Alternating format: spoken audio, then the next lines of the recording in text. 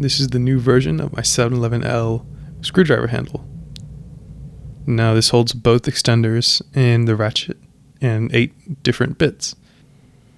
Now I got a lot of good feedback on the first version, but the main thing I was looking to incorporate was magnetic retention. So all of these bits are now held in place by 8 6x2mm magnets, all press fit into the 3D printed part itself.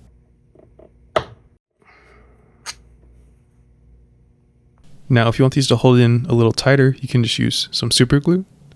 The incorporation of these magnets allow for a very smooth and easy operation. You just slide the bit out or slide it back in and it will click into place very satisfyingly.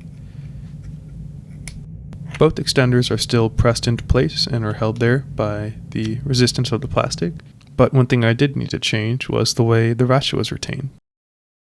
So I ended up with this system where it basically has a clasp and this little bump that keeps it from moving forward and backwards.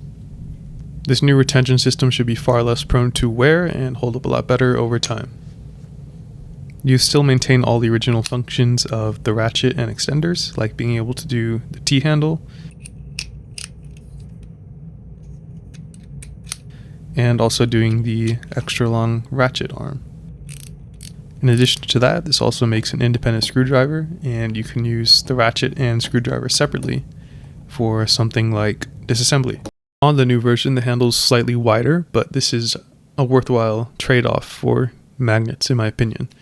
In addition to that, I've also removed the need for any supports on this model, meaning you'll get a cleaner final outcome. In combination with the Multitool and a pair of pliers, this makes for a pretty comprehensive toolkit in your pocket. I'll be uploading the file for this to MakerWorld, and let me know if I should start uploading to printables as well. I think it's definitely worth printing this version over the other one that I worked on.